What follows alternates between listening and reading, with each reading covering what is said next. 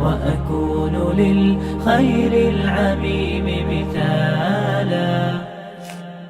Jadi kalau kita melakukan ketaatan itu bukan untuk Allah. Jangan kita salah memiliki persepsi bahwasanya ketaatan yang kita lakukan itu untuk Allah. Tidak, ketaatan yang kita lakukan itu feedbacknya kembali kepada diri kita.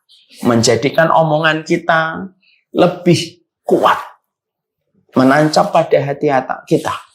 Menjadikan setiap cara pandang kita mungkin lebih dimudahkan oleh Allah difahami sama anak.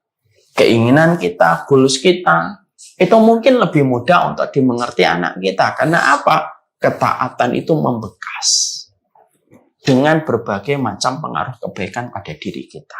Itu ketaatan. Masuk ketaatan membekas, Ustaz. Loh, kenapa enggak? Banjir yang masuk ke ruangan rumah kita, kalau sampai 0,5 meter, itu bekas dari banjirnya itu kita lihat masih ada di dinding kalau kita belum mengecat ulang. Tabrakan itu meninggalkan bekas. Makan yang sehat meninggalkan bekas di lambung kita itu terasa ringan gitu. Karena dia tidak capek untuk menggiling bekerja. Kalau makanan, kalau banjir, kalau tabrakan meninggalkan bekas. Ketaatan itu tidak mungkin tidak meninggalkan bekas pada kehidupan. Makanya itulah yang menjadi salah satu kunci rahasia yang dimiliki oleh para ulama terdahulu dalam proses mereka. Sebelum mereka menyentuh hati anak mereka, sebelum mereka menyentuh hati anak mereka itu adalah mereka menyentuh Allah dengan ibadah yang mereka lakukan. Mereka menaiki puncak-puncak ketaatan mereka kepada Allah supaya Allah memberikan kemampuan mereka untuk bisa terbang menuju kepada pusaran hati dan jiwa seorang anak. Dan itu tergambar dari apa yang dijawab oleh Sa'id bin Musayyib. Ibu tentunya paham. Sa'id bin Musayyib ini seseorang ulama besar. Beliau menantunya Abu Hurairah. Seseorang yang selama 40 tahun kalau sholat berjamaah di masjid selama 40 tahun tidak pernah melihat punggung orang lain. Artinya sholatnya selalu berada di shaf terdepan. Sa'id bin Musayyib. Maka ketika beliau memiliki anak, ada terjadi perubahan signifikan. Sholat sunnahnya itu menjadi berubah lebih banyak. Dan itu terus dilakukan. Dari anaknya waktu baru lahir, bertumbuh kembang, terus gitu. Maka ketika anaknya sudah mulai besar, ketika melihat sang bapak memperbanyak sholatnya, sang anak sebagai anak kecil yang bercoloteh, fitrah secara alami dia berkata, 5 aksara tapi sholat. Kenapa engkau memperbanyak sholatmu, wahai Sa'id bin Musayyib? Maka pada saat itu Sa'id bin Musayyib lalu menjawab anaknya, diam aja nak, sesungguhnya aku menebalkan rakaat, memperbanyak rakaat sholatku karena untuk dirimu. Itu jawaban dari Sa'id bin Musayyib. Kalau kita filosofikan apa yang dikatakan oleh Sa'id bin Musayyib itu apa? Kalau kita filosofikan perkataan dari Sa'id bin Musayyib itu menerangkan kepada kita bahwasanya Sa'id bin Musayyib itu menaiki tangga ketaatan supaya dia bisa mampu terbang menuju kepada pusaran hati anaknya ketika pemilik hati anaknya yaitu adalah Allah mendapatkan apa yang kita lakukan diterima oleh Allah, tirakatmu diterima sama Allah, maka Allah yang akan membukakan hati anakmu. Karena itu kecil bagi Allah kalau Allah sudah berkehendak. Ya, kita ini kalau sedang menghadapi situasi yang tidak kita kuasai, yang kita lakukan itu yang mendekat kepada pemilik kekuasaan, pemilik segala kepentingan. Contoh, ibu mendapati ada masalah suaminya. Salah satu di antara yang disarankan kepada kita, coba temui ini. Beliau memiliki wewenang ini. Mungkin bisa membantu supaya fitnah yang menimpa kepada dirimu bisa terurai. Akhirnya kita pergi kepada orang tersebut yang memiliki wewenang tinggi. Akhirnya masalah fitnah yang menimpa kepada kita bisa terurai. Karena kebaikan orang yang memberi, karena kebaikan orang yang memiliki wewenang untuk membantu kita. Kan begitu. Kalau kita menghadapi anjing dan kita tahu anjing ini bukan anjing biasa tapi termasuk anjing galak, yang kita lakukan itu apa? Ngomong aja sama pemilik anjing. Pak, tolong dong anjingnya dimasukkan ke rumahnya, anjingnya di depan rumah Bapak. Oh iya Pak, siap, anjingnya saya masukin ke rumah Pak. Maaf ya, saya nggak tahu kalau anjing saya keluar. Iya Pak. Lebih simpel kita. Jadi ketika kita menghadapi kerasnya makhluk, ketika kita menghadapi makhluk, lalu kita terkadang merasakan berat ketika menghadapi makhluk, jangan hanya fokus sama makhluknya, tapi melesatlah kepada pemilik makhluknya. Dan itu yang Allah sampaikan di dalam surat An-Nur 54. Kalau kamu taat kepada Allah, Allah akan memberikan petunjuk. Makanya orang tua dulu sering berkata, apa perkataannya? Yaitu adalah, Allah berfirmannya apa? Yaitu berfirmannya adalah, orang tua dulu sering berkata begini, itu namanya tirakat. Jadi orang tua itu harus memiliki sebuah proses tirakat. Ya, jadi ketaatan kita, jangan kita anggap itu tidak membekas. Membekas. Bisa jadi ketika kita memeluk anak kita, lalu anak kita menampik, resisten, antipati dengan pelukan kita. Mungkin masih banyak kemaksiatan yang telah kita lakukan dan telah kita kerjakan. Lalu cara terbaiknya itu apa? Yaitu meningkatkan ketaatan kita. Naiki itu tangga-tangga ketaatan kepada Allah. Supaya kamu diberikan akses oleh Allah. Membuka hati orang yang kamu cintai ketika Allah sudah menerima seluruh usahamu. Dengan kesungguhan di dalam kehidupan. Berbuat taat itu selalu feedbacknya kembali kepada diri kita. Itu yang kita harus mengerti.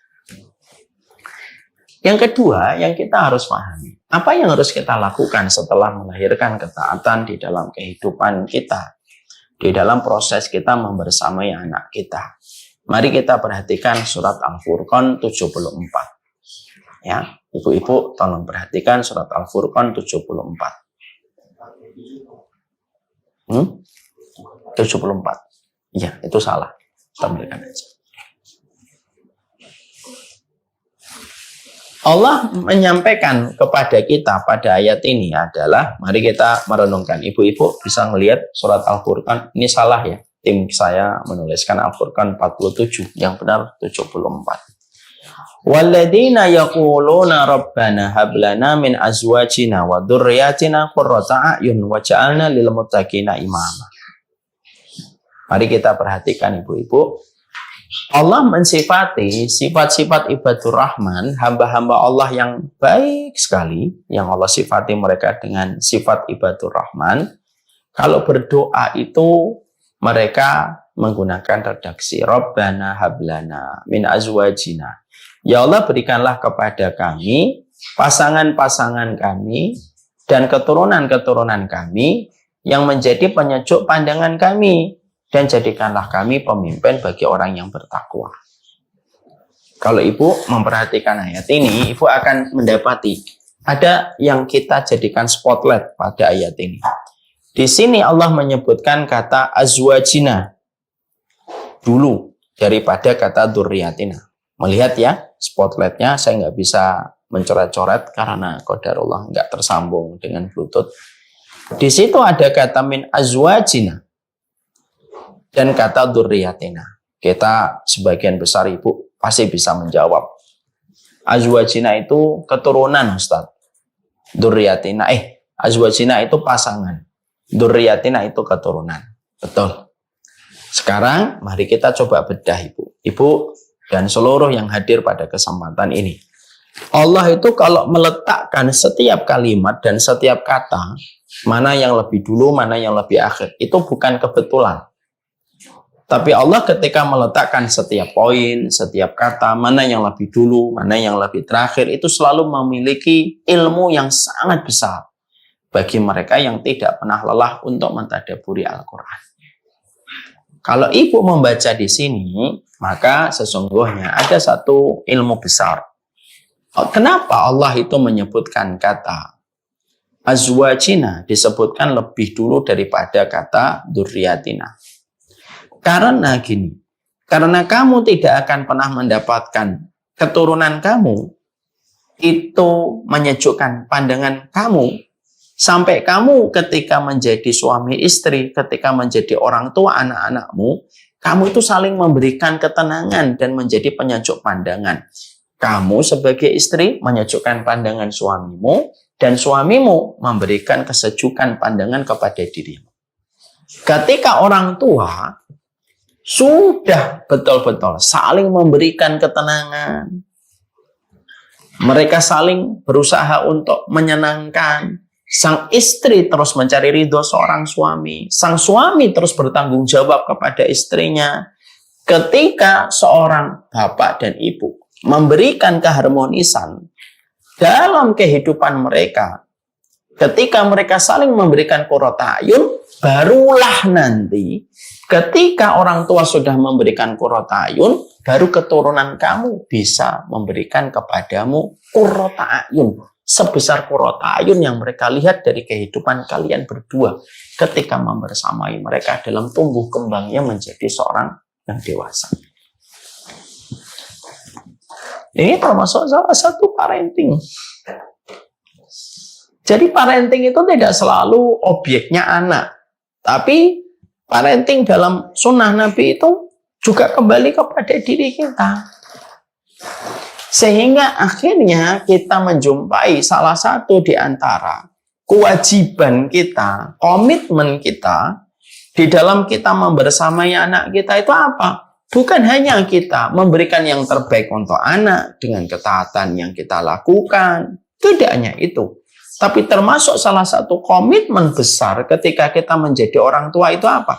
Jadilah orang tua yang damai. Jadilah orang tua yang saling mencintai karena Allah. Jadilah orang tua yang sakinah, memberikan ketenangan. Jadilah orang tua yang saling mencintai pada kehidupan dunia untuk berlanjut pada kehidupan di akhirat. Dan jadi orang tua yang penuh memiliki rahmat kepada kalian berdua. Kalau orang anak melihat orang tuanya dalam kondisi qurrata ayun, maka psikologi, kejiwaan, mental anak kita akan mudah dibentuk. Karena apa? Kelembutan selalu menyebut. Kelembutan itu selalu mengakibatkan kelembutan-kelembutan berikutnya. Anak akhirnya mudah untuk menerima apa yang disampaikan sang bapak. Apa yang dikatakan ibunya. Kenapa? Dia mendengar dari seorang ibu di mana ibu ini sering dibanggakan oleh sang bapak. Dia akan membuka telinganya untuk mendengarkan sang bapak. Kenapa? Sang bapak adalah sosok laki-laki yang sering diceritakan ibu ketika sang bapak sedang melakukan tugas. Maka ketika seorang anak mendapatkan bagaimana orang tuanya mungkin terbatas materi, tapi hangat dalam kehidupan rumah tangga, mampu mengelola emosi mereka, dan sedikit sekali mereka bertengkar di depan anak-anak mereka untuk membekas luka. Ketika itu dilakukan, maka secara tidak langsung Allah menyampaikan, disebutkan kata azwajina sebelum kata dzurriyyatina, supaya kamu jangan ngarepin anak kamu menjadi penyejuk pandangan. Nah, kalau kalian berdua aja tidak pernah menjadi penyejuk pandangan.